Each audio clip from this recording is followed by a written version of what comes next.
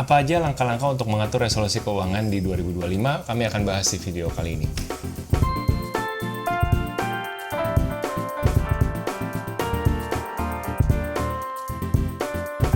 Hai guys, welcome back to our channel. Kembali lagi dengan gue Samuel dan ini istri gue Claudia. Kami pasangan suami istri kantoran dalam perjalanan memaknai financial independence.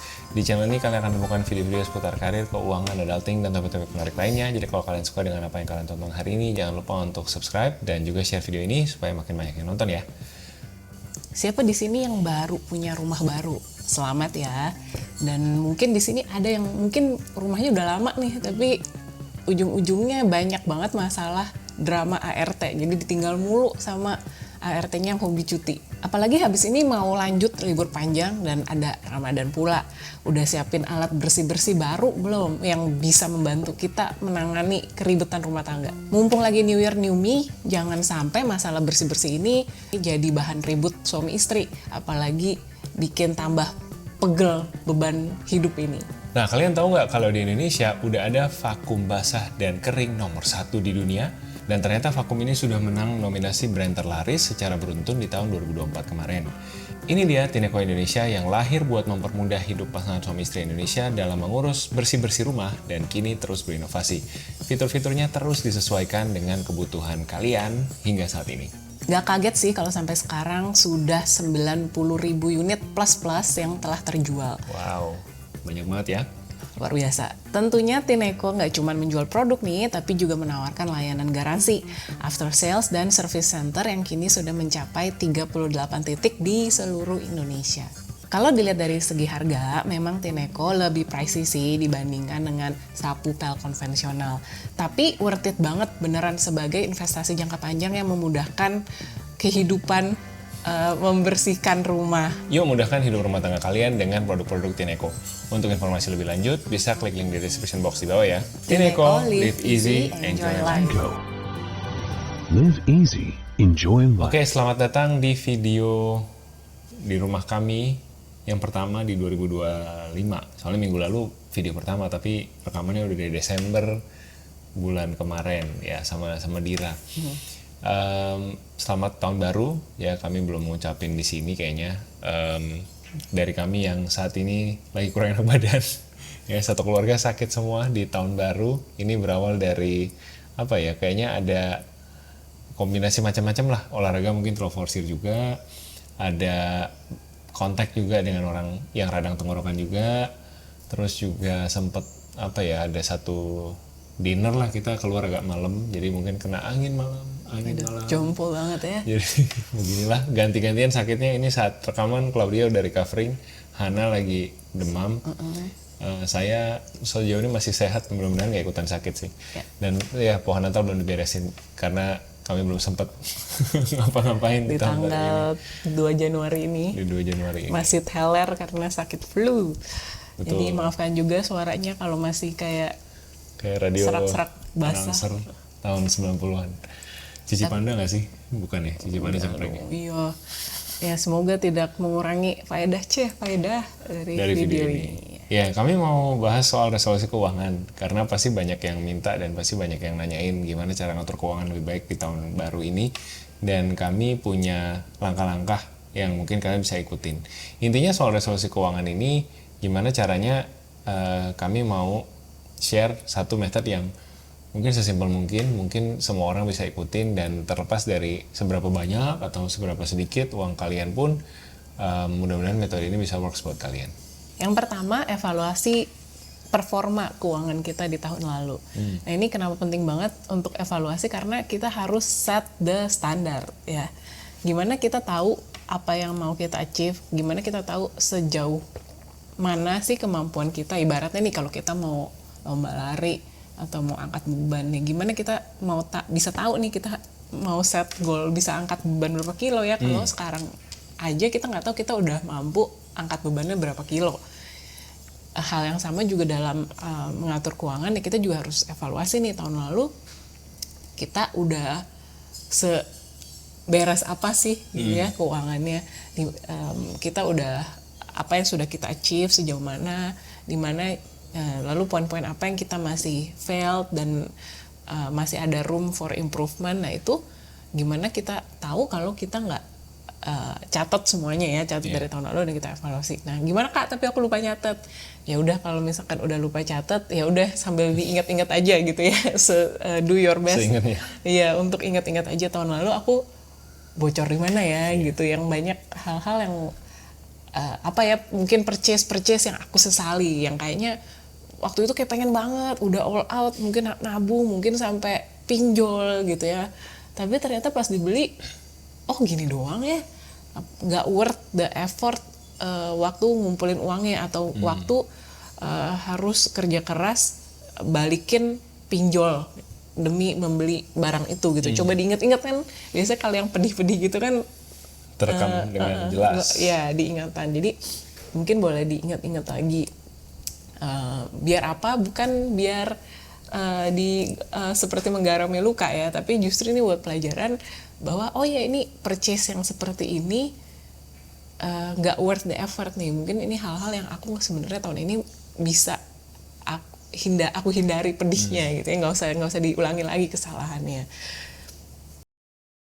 Nah, kalau di kami kebetulan ini tuh kami lakukan bukan hanya tahunan tapi tiap bulan. Jadi tahun 2024 kemarin ya, dan tahun-tahun sebelumnya sih, kami punya Klau yang bikin pembukuan gitu. Nah, pembukuan ini ya sama kayak pembukuan yang kalian belajar di sekolah sih. In fact, very simple, nggak ada aneh-aneh, debit kredit, balance apa enggak bukunya gitu di akhir bulan. Nah, tiap akhir bulan itu buku ini ya berupa Google Sheet di-share sama Klau ke aku, terus kita evaluasi berdua. Template-nya bener-bener kita cuman search template bookkeeping atau accounting gitu ya. Kita share lagi, di dalam Google Sheet. Kita bisa share lagi ya, nanti kita share deh di link di bawah. Sesimpel itu, dan itu tiap bulan ya memang balik-balik lagi ke disiplin kita sih ya masing-masing, untuk nyatetin dan untuk evaluasi. Jadi gunanya adalah yaitu kita nggak ada pengeluaran yang kaget atau nggak ada penyesalan yang kok tiba-tiba uang nggak ada ya, tiba-tiba uang habis gitu ya. Kita selalu tahu uang kita tuh kemana gitu. Pengeluaran agak besar karena ada atap bocor, karena ada kita bikin pagar baru, atau ada servis mobil dan sebagainya gitu. Jadi semuanya tuh kecatat dengan baik.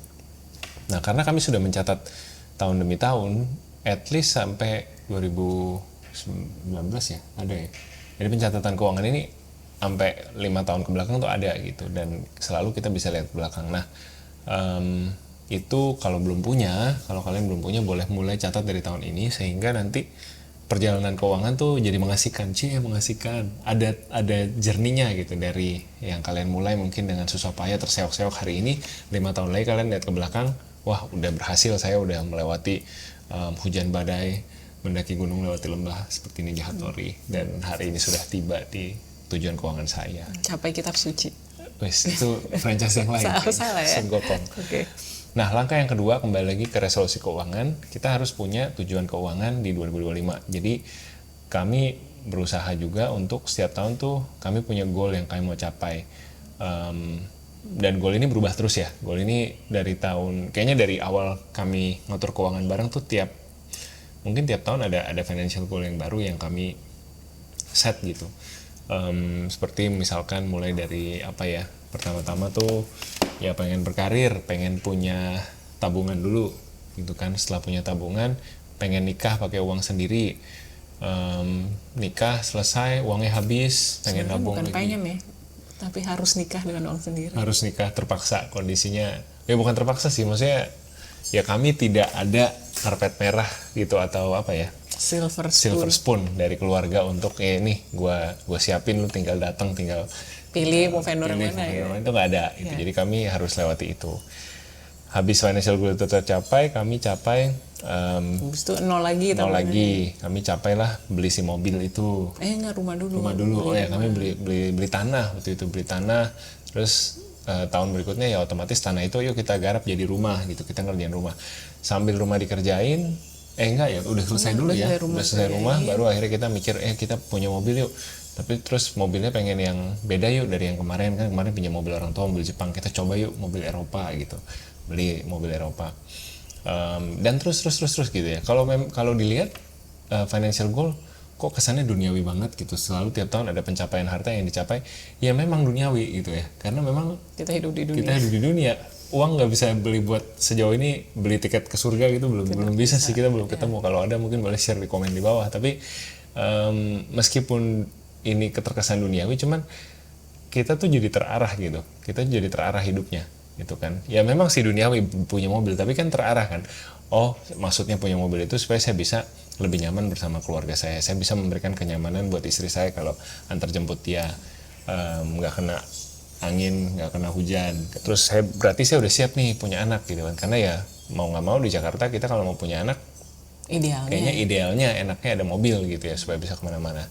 Apakah harus mobil Eropa juga? Ya enggak, cuman maksudnya dengan jadi punya tujuan keuangan itu tahun ke tahun tuh hidup tuh terarah gitu, hidup tuh fokus. Kalau misalkan kita lagi goal punya mobil nih, pengen punya mobil tahun ini gitu, tapi terus habis itu lihat ada motor merek Itali lucu juga gitu, ya enggak, kalian bisa menampar diri sendiri, plak gitu, kembalilah ke tujuan utamamu untuk punya mobil itu. Jadi menurutku perlu sih untuk punya tujuan keuangan. Nah tujuan keuangan ini ya kalian pasti udah pernah dengar namanya smart goal setting, specific, measurable, achievable, relevant, sama time bound. Jadi pastikan juga kalian gunakan framework ini. Spesifik misalkan apa ya, kalau lagi ngomongin mobilnya mau mobil apa, mereknya apa, budget kalian berapa, terus harga spare partnya berapa kalau bisa sampai tahu gitu ya. Terus measurable nih kita tahu nih, kita pengen mobil itu, kita tahu harganya berapa, kita tahu nabungnya berapa lama lagi misalkan untuk dapatkan tuh mobil. Terus achievable juga realistis lah gitu ya, yang realistis bikin goal gitu. Kalau gaji masih bangsa 10-15 jutaan, mimpi punya mobil sport 2 pintu gitu ya, Ferrari, ya apakah itu achievable? Mungkin nggak tahu ya, kalau kalian punya paman Gober kaya raya yang punya gudang uang mungkin achievable, tapi ya kalian ngerti lah maksudnya, bikin goal yang realistis. Relevan buat kalian. Nah, relevan ini menurutku ada hubungannya sama kita reality check sama pasangan, karena kalau kebutuhannya nggak betul gitu. Kalau kita terus-terusan lihat sosial media pasti banyak gitu terkesan, wah ini perlu, ini viral, kita harus punya, padahal ternyata setelah kita reality check, iya sih viral, tapi kayaknya nggak bakal kepake nih meskipun barang ini gue beli, karena sehari-hari gue nggak pakai gitu. Jadi harus ada reality check sama pasangan, sama teman, orang-orang terdekat kalian lah, untuk tahu keinginan kalian nih sebenarnya relevan nggak sama hidup kalian. Dan ya time bound tadi yang terakhir T, jadi kapan mau dicapai, kapan ini juga menurutku ya kasih deadline yang realistis baik gitu, yang realistis ke kalian sendiri gitu. Jangan berkedok apa ya, ini kan kita memacu diri untuk mampu, memaksakan diri untuk punya lifestyle yang kita impikan ya, ternyata belum mampu gitu ya, atau memaksa diri punya mobil Eropa. Ini terjadi sih di bulan-bulan pertama, di tahun-tahun pertama saya punya Tiguan, sekarang udah tahun ke-6, jadi udah kayak ya udah jadi realita baru. Cuman ternyata di tahun-tahun pertama kita nggak mampu, belum ngerti ngerawatnya gitu. Jadi belum ngerti ngerawatnya, salah pergi ke bengkel karena ketok bengkel yang mahal, salah beli spare part segala macam. Jadi harus pastiin sesuai lah dengan kemampuan kalian. Time bound ini juga contohnya waktu financial goals itu ya tadi ya, nikah itu 2 tahun kurang lebih kita persiapan, terus habis itu punya rumah itu 3 tahun kurang lebih nabungnya, habis itu punya mobil 1 tahun, habis itu ya itu ya terus ya, maksudnya time bound itu jadi kita setting goal apapun harus tahu kurang lebihnya mau kapan, jangan kayak ya udah nggak tahu kapan, nanti pas kecapai ya udah kecapai gitu. Jadi idealnya kita harus tahu kapan kita mau mencapai. Nah ini juga hal yang sama waktu kita setting fire kan, setting fire oh ya kurang lebih mungkin mau di umur 35. Kenapa penting ada time bound-nya? Jadi ya ini memberikan kita framework nih, kita harus nabung seberapa banyak, seberapa lama gitu. Dan ya ini makanya harus di-adjust ke masing-masing ya, nggak mesti makin cepat makin baik, karena makin cepat tentunya makin stres juga gitu kan, makin pressure-nya makin tinggi juga. Ya harus kita ingat juga hidup ini kita juga perlu sukacita, damai sejahtera. Jadi balance ya, jangan terlalu pesimis, jangan terlalu santai, tapi jangan juga terlalu sadis, terlalu Afgan, optimistis gitu, jangan sampai terlalu all out sampai lupa having fun along the way. Karena ya kan kalau orang bilang kan yang penting itu bukan the destination tapi journey-nya juga penting gitu. Jangan sampai kita terlalu fokus sama destination sama goals-nya tapi lupa enjoying the journey. Ya. Tips yang ketiga, buat budgeting yang simple. Simple itu maksudnya gimana? Jadi simple itu ya makanya kalau kalian punya dengar kata budgeting gitu kan mungkin ya di top of mind langsung kebayangnya, aduh ribet accounting, aduh gue kan anak IPA gitu kan misalkan, atau bahkan gue anak IPS tapi IPS aja gue accountingnya jeblok mulu gitu, gimana ya caranya, aduh males lah, maksudnya udah males gitu dengar kata budgeting. Tapi zaman sekarang budgeting itu bisa banget dibuat gampang ya, karena yang tadi saya bilang untuk toolsnya aja itu sekarang udah banyak banget dan gratisan. Mau yang pakai Google Sheet bisa kalau memang kalian anaknya laptop banget gitu ya, atau millennials komputer banget gitu kan, perlunya monitor gede gitu, atau kalian maunya yang phone base, itu juga banyak banget apps-apps yang gratisan gitu ya untuk bisa budgeting. Nah ini budgeting ini juga simple kok, intinya kalian harus set pemasukan, pengeluaran, dan tabungan. Sebenarnya itu aja sih. Nah kan kalau pemasukan itu apalagi buat anak kantoran kan kurang lebih kita udah tahu lah ya tiap bulan tuh berapa. Sama. Nah nih pengeluaran ini yang biasanya itu bola liar gitu kan, tiba-tiba banyak pengeluaran tidak terduga.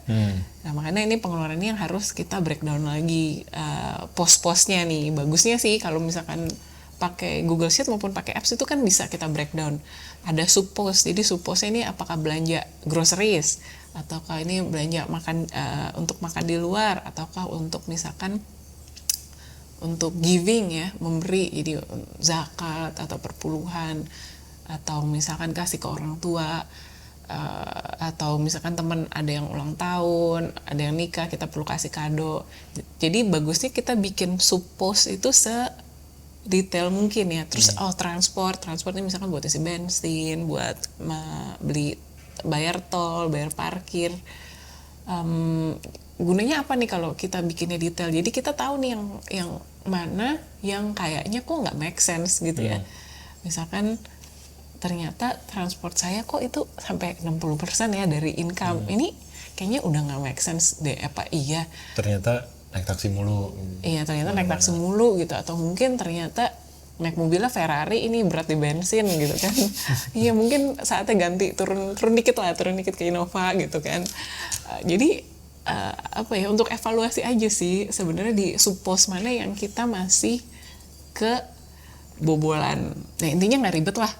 Mungkin nih kalau diceritain kayak gini belum kebayang, tapi percayalah, coba di download dulu aja appsnya, dilihat itu gampang banget semuanya.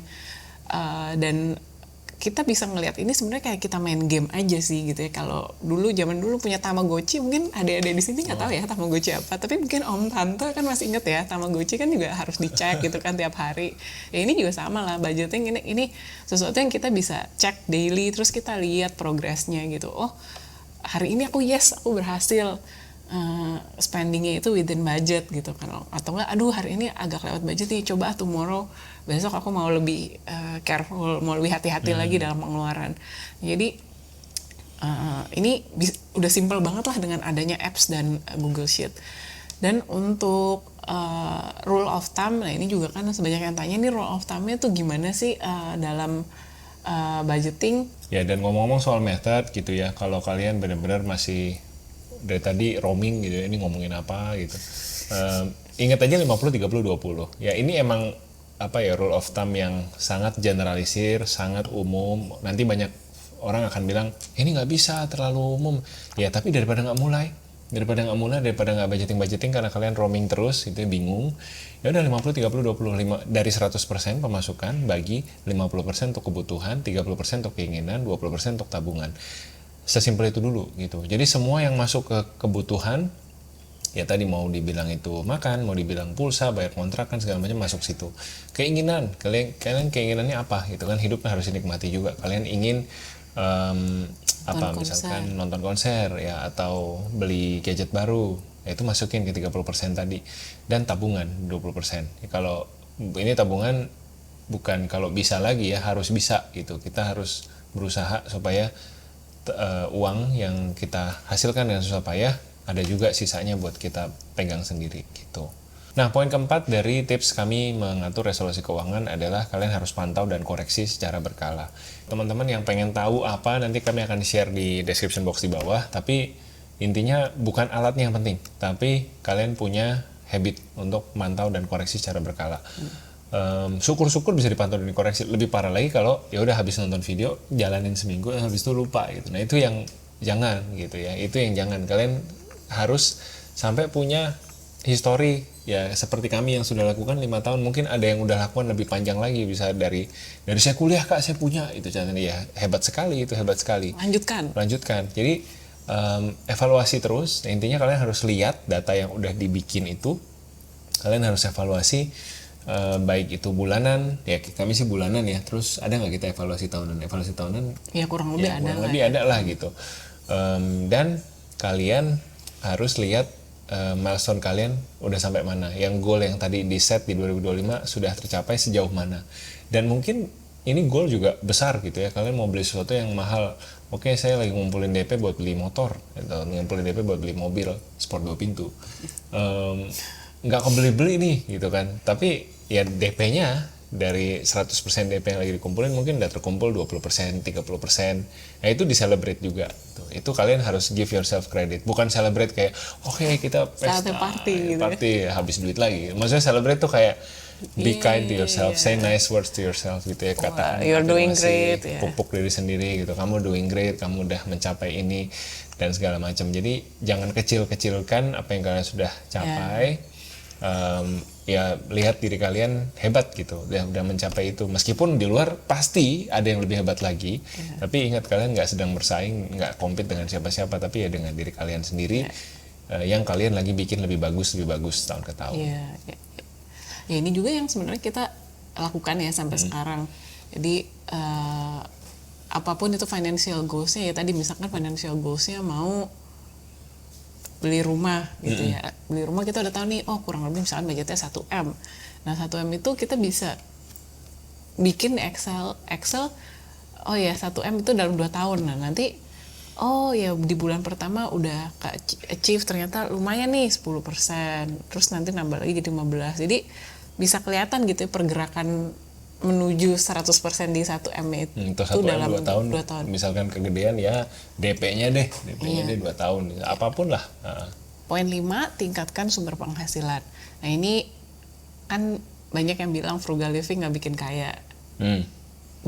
Memang kalau frugal living doang mungkin nggak bikin kaya. Tapi setidaknya itu membantu kita bisa mengatur pendapatan kita yang terbatas jadi cukup untuk mengcover kebutuhan kita gitu.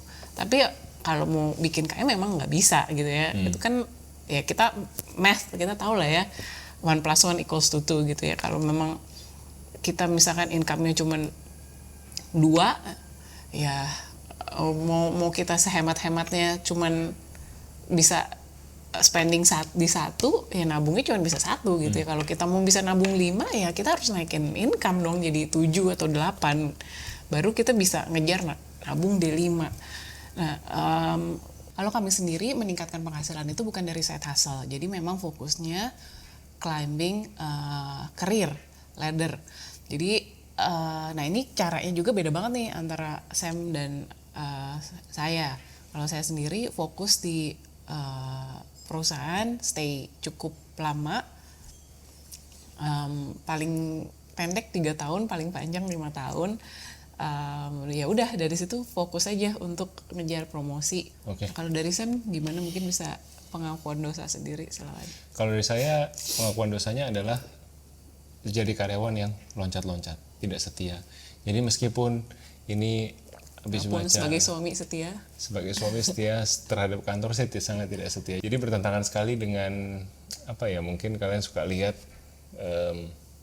tips-tips karir gitu, setia pada perusahaan, kerja keras kalian pasti dibayar Tuhan, pasti Tuhan melihat segala macam. Kalau gua Tuhan mungkin melihat, tapi kalau bos nggak ngelihat ya nggak kemana-mana gitu.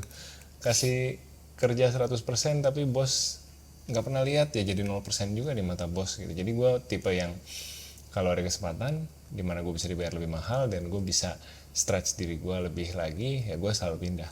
Jadi kalau gue alirannya nggak takut untuk setahun sekali, 2 tahun sekali pindah-pindah kantor tuh nggak masalah. Jadi kurang lebih 10-11 tahun berkarir tuh kantor gue ada 9. Jadi rata-rata 2 tahun setahun sekali pindah kantor. Nah ini mau tiru yang mana? Yang hitam atau yang putih? Sam atau cloud, terserah kalian ya. Kalian yang paling tahu opportunity yang ada di depan mata kalian kayak gimana. Tapi di poin 5 ini intinya jangan hanya ngandelin berhemat aja, tapi juga cari cara gimana kalian bisa naikin income kalian juga. Karena ini menarik ya, kan kami berdua juga dari background karir yang berbeda. Saya HR, saya marketing. Di dalam stretch 12-13 tahun total ya berkarir, Sam tadi ada sampai 9-10, saya 4 total. Tapi ujung-ujungnya itu angka yang di-achieve hampir sama ya. Di saat di yang corporate terakhir kami berdua kerja, salary slipnya itu akhirnya hampir sama gitu. Jadi ya ternyata sami mawon ya, mau rute yang mana juga di dalam kasus kami berdua. Ya, perlu dipertimbangkan juga mungkin profesinya ya berbeda. Kalau ini marketing di front line, saya HRD di belakang gitu, kayak gitu. Mungkin di sini ada yang ternyata punya bakat side hustle dagang, atau punya side hustle bisa apa ya,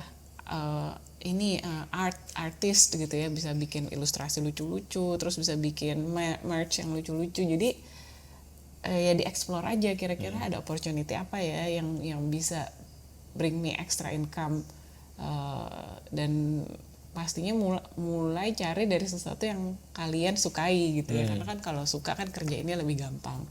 Oke, jadi dari 5 tips ini kira-kira mana yang kalian mau mulai duluan? Coba atau mungkin kalian punya cara lain yang belum kesebut di sini, boleh banget juga share di kolom komentar di bawah. Makasih banyak udah nonton. Sekali lagi Happy New Year. Mohon dukung terus channel ini di tahun yang baru. Take care dan sampai ketemu minggu depan. Dadah.